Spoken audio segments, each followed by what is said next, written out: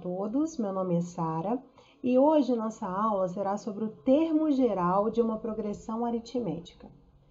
Então, considere uma progressão aritmética em que o primeiro termo é A1 e a razão é R. Nós temos o seguinte, o A2 é A1 mais R. Sempre o número é seu antecessor mais a razão da PA. O A3 é A2 mais R. E assim sucessivamente até o AN, que é AN menos 1, porque o AN menos 1 é o sucessor de AN, é o antecessor de AN, mais R. Se nós somarmos todas essas equações, do lado esquerdo nós vamos ter A2 mais A3 mais A4 mais, até mais AN. Então, do lado esquerdo nós temos isso aqui. Do lado direito nós vamos ter A1 mais R, A2 mais R, faça essa soma até o AN menos 1 mais R. Então, o que a gente tem é isso. Note que do lado direito, o que eu tenho é A1 mais A2 mais A3 mais, soma todos os termos até AN menos 1. E eu tenho R mais R mais R, N menos 1 vezes. Porque aqui meus elementos estão indo de A1 até a N menos 1. Então, eu tenho N menos 1 vezes R. Então, rearranjando dessa forma, o que eu tenho? Do lado esquerdo, eu tenho a soma de A2 até a N. E do lado direito, eu tenho a soma de A1 até a N menos 1, que foram esses termos aqui, mais N menos 1 vezes R. Eu tenho N menos 1 R's aqui nessa soma. Note que toda essa parte aqui, de A2 até a N menos 1, pode ser simplificada com essa parte aqui de A2 até a N menos 1 do lado direito. Então, eu consigo cortar todos esses elementos. Quando eu faço isso, o que sobra? Do lado esquerdo sobra a N e do lado direito sobra A1 mais N menos 1 vezes a razão. Com isso, a gente acabou de deduzir uma fórmula muito importante no assunto de progressão aritmética, que é a fórmula do termo geral de uma progressão aritmética, que é muito útil na resolução de vários exercícios. E essa fórmula é a seguinte, AN é igual a A1 mais N menos 1 vezes a razão. Ou seja, o enésimo termo é igual ao primeiro termo mais N menos 1 vezes a razão. Então, vamos ver alguns exemplos onde a gente pode aplicar essa fórmula geral. No exemplo 1, calcular o 17º termo da PA, cujo primeiro termo é 3 e cuja razão é 4. Então, o exercício já forneceu para nós que o A1 é 3, o A1 é o primeiro termo, e a razão R é igual a 4. Então, nós vamos utilizar a fórmula do termo geral para encontrar o 17º termo. Então, o AN, a fórmula geral é AN é igual a A1 mais N menos 1 que multiplica R. Como eu quero o 17º termo, eu quero o A17, é ele que eu estou procurando. Então, quem vai ser o A17? Seguindo a fórmula do termo geral, ele vai ser o A1, que é 3, mais N menos 1, N é 17, então 17 menos 1, vezes a razão, que é 4. Portanto, o A17, fazendo essas contas aqui em cima, é 67. No exemplo 2, obter a PA em que A10 é igual a 7 e A12 é igual a menos 8. Então, para a gente encontrar a PA, a gente precisa encontrar quem é o A1 e quem é a razão. Nós só temos a informação de quem é o A10, o 10º termo, e de quem é o A12, o 12º termo. Então, o que eu sei? O A10, o exercício já me deu que ele é igual a 7, e o A10 é, usando a fórmula do termo geral, ele é A1 mais 10 menos 1 vezes a razão. Então, ele é A1 mais 9 vezes a razão.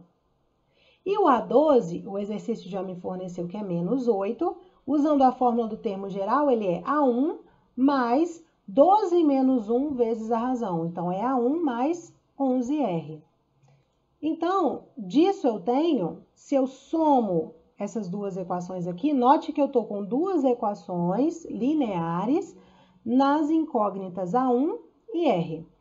Então, se eu subtraio uma equação da outra, eu chego que menos 2R é igual a 15, portanto, R é igual a menos 15 meios, e substituindo o valor de R em qualquer uma das duas equações, a gente encontra que A1 é 149 meios.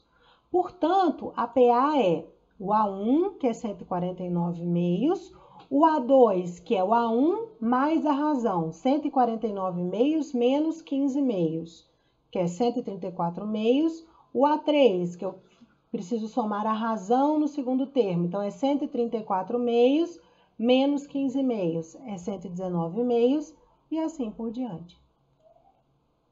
Exemplo 3. De 100 a 1.000, quantos são os múltiplos de 2 ou 3? Então, primeiro nós vamos encontrar os múltiplos de 2 e depois nós vamos encontrar os múltiplos de 3. Os múltiplos de 2 formam uma progressão aritmética de razão 2, porque 100 é um múltiplo de 2. Quem é o próximo múltiplo? 102, 104, 106, 108. Então, os múltiplos de 2 formam uma PA de razão 2, onde o primeiro termo é 100, 100 é um múltiplo de 2, e o enésimo termo dessa PA é 1.000, porque 1.000 também é um múltiplo de 2. Eu quero saber quantos são os múltiplos de 100 a 1.000. Então, o primeiro deles é 100, o último deles é 1.000, a razão é 2, eu preciso encontrar o N, porque a pergunta é quantos são? Então, eu preciso encontrar o N. Vamos utilizar a fórmula do termo geral. Como é a fórmula do termo geral? A N é igual a A1 mais N menos 1 vezes a razão. Então, o AN é 1.000, o A1 é 100, mais o N é quem eu quero descobrir, então ele fica indicado, N menos 1, vezes a razão que é 2. Então, fazendo essas contas, nós temos que 2N é igual a 902, portanto, N é 451.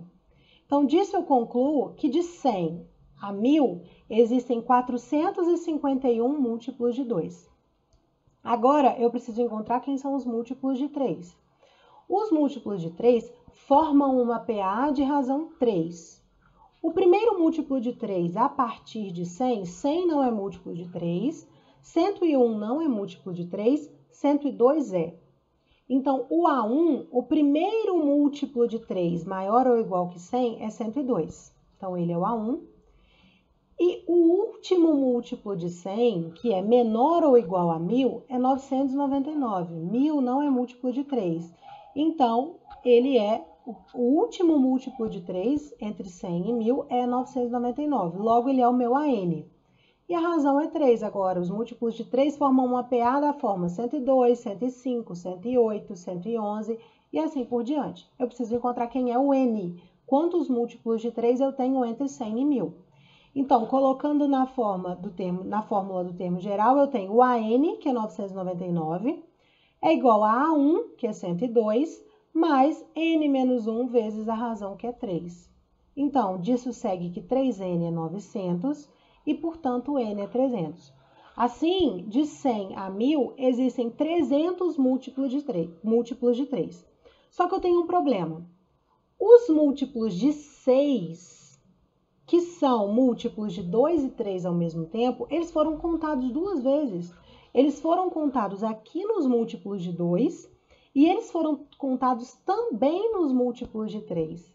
Então, eu preciso encontrar quantos são os múltiplos de 6 para subtrair da soma desses dois múltiplos. Porque a pergunta é, quantos são os múltiplos de 2 ou 3? Se você não prestasse atenção nisso, você poderia apenas somar 451 com 300. Daria 751. Só que os múltiplos de 6 estão contados duas vezes. Eles estão ao mesmo tempo dentro dos múltiplos de 2 e dentro dos múltiplos de 3. Então, ainda falta encontrar os múltiplos de 6 para a gente subtrair desse número total. Então, os múltiplos de 3 formam uma progressão aritmética os múltiplos de 6 formam uma progressão aritmética de razão 6. onde o primeiro termo, o primeiro múltiplo de 6 maior ou igual a 100 é 102.